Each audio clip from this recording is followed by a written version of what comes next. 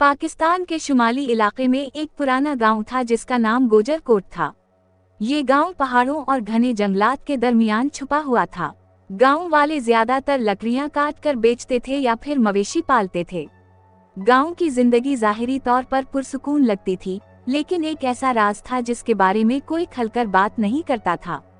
इस गांव के इर्द गिर्द जो जंगल था, लोग उसे काला जंगल कहते थे।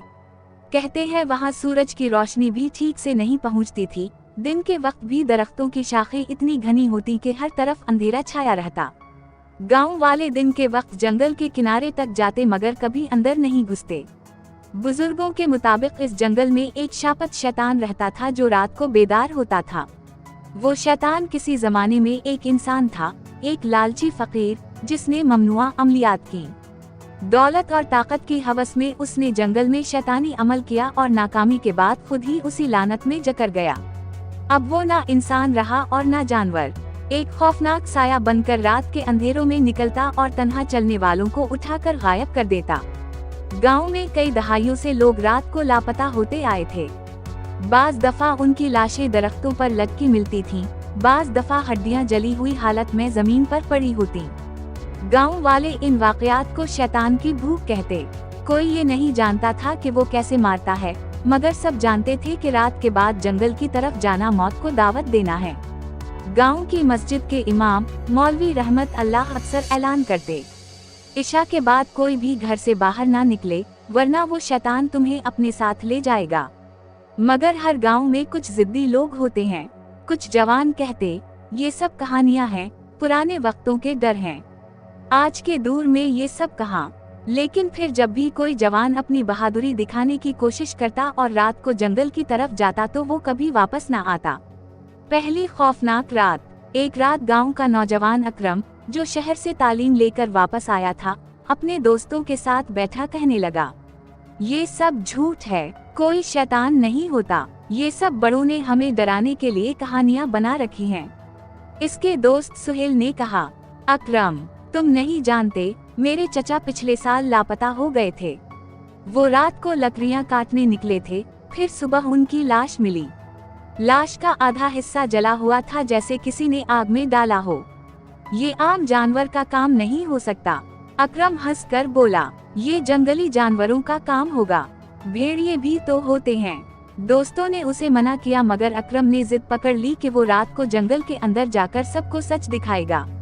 आधी रात के वक्त जब पूरा गांव सो चुका था, अकरम एक टार्चा और छोटा खंजर लेकर जंगल में दाखिल हुआ। शुरू में सब कुछ खामोश था।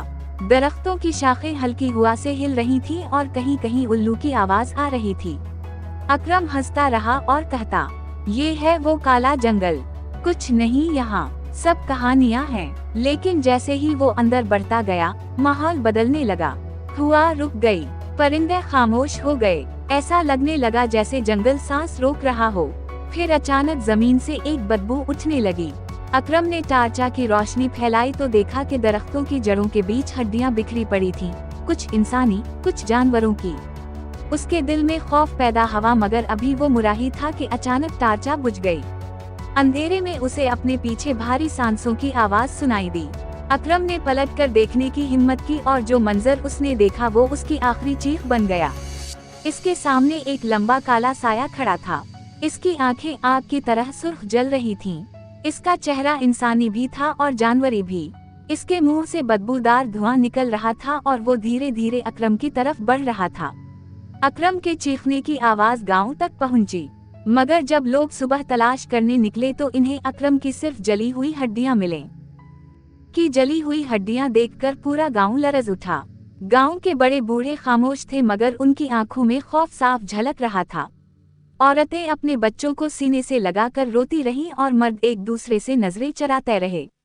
मौलवी रहमत अल्लाह ने मस्जिद में खड़े होकर ऐलान किया, ये गांव के लिए एक और वार्निंग है। हम सब जानते हैं ये किसका काम है। जिसने भी इस जंगल के करीब जाने की कोशिश की वो कभी सलामत नहीं बचा। अब बस कोई भी रात को घर से बाहर नहीं निकलेगा। लेकिन अकरम के वालिद गुलाम हसीन के लिए ये फैसला बर्दाश्त से बाहर था। वो रो कर कहने लगे, मेरा बेटा तो कहता था ये सब झूठ है। अगर वाकई कोई शैतान है तो उसे खत्म क्यों नहीं किया जाता। हम कब तक यूं ही डरते रहेंगे? मगर बुजुर्गों ने सिर्फ एक जवाब दिया, बेटे, जिसके पास शैतानी ताकत हो इसका मुकाबला इंसान नहीं कर सकता। पुराना राज। इस वाकये के 2 दिन बाद गांव का एक और बूढ़ा शख्स बाबा सरफराज, जो कम बोलता था और गांव के किनारे एक कच्ची झोपड़ी में रहता था, अचानक मस्जिद में आया। इसकी आंखें सुर्ख थीं और चेहरे पर पुरानी झर्रियां। इसने कहा, मैं जानता हूँ कि जंगल का शैतान कौन है।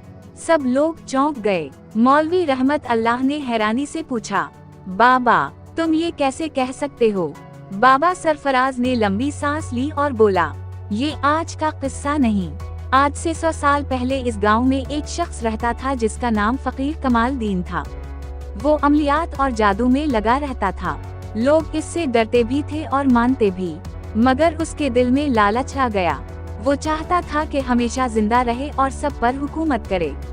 इसने जंगल में जाकर एक ऐसा अमल किया जिसके जरिए वो शैतानों को अपने ताबे बनाना चाहता था, मगर इसके बजाय वो खुद उनके काबू में आ गया। इस रात वो चीखता हवा जंगल में गायब हो गया और फिर कभी इंसान की सूरत में वापस न आया। बाबा की आवाज कांप रही थी। इस दिन से काला जंगल इसका घर बन गया।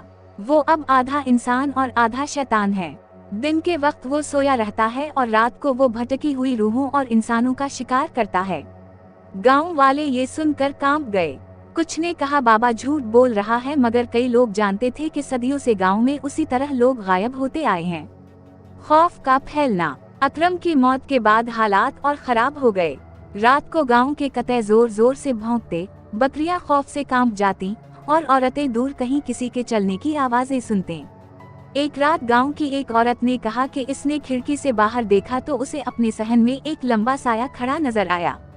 वो साया आहिस्ता आहिस्ता दीवार फलांग कर जंगल की तरफ चला गया। सुबह जब लोग जुमा हुए तो उसी औरत का छोटा भाई गायब था। सिर्फ इसकी टोपी मिली, बाकी कुछ नहीं। अब लोग मौलवी रहमत अल्लाह के पास जुमा हुए और कहा, मौलवी साहब, हम कब तक ऐसे जिंदा रहेंगे? कोई ना कोई हल निकालो, वरना हम सब एक दिन मारे जाएंगे। मौलवी ने सोचा और फिर कहा, शायद बाबा सरफराज ठीक कहता है। अगर ये शैतान कभी इंसान था तो इसके खिलाफ कोई कमजोरी भी जरूर होगी। हमें जंगल में जाकर इसका राज तलाश करना होगा, मगर ये बहुत खतरनाक होगा। बहादुरों का फैसला। गांव के 3 नौजवान सुहेल, फरीद और रशीद ने हिम्मत दिखाई। सुहेल ने कहा, अकरम मेरा दोस्त था, मैं इसके बदले के बगैर चैन से नहीं बैठूंगा। अगर ये शैतान वाकई है तो हमें इसका मुकाबला करना होगा। रशीद और फरीद ने भी हामी भरी। बाबा सरफराज ने इन तीनों को अपने पास बुलाया और कहा, याद रखो, वो शैतान रात को सबसे ताकतवर होता है। दिन के वक्त इसकी ताकत कम होती है। अगर तुम्हें जाना है तो दिन के उजाले में जाओ और जंगल के बीच एक पुरानी कटिया ढूंढो। वही इसके अमल की जगह है। वहाँ तुम्हें वो निशानी मिलेगी जिससे उसे कमजोर किया जा सकता है।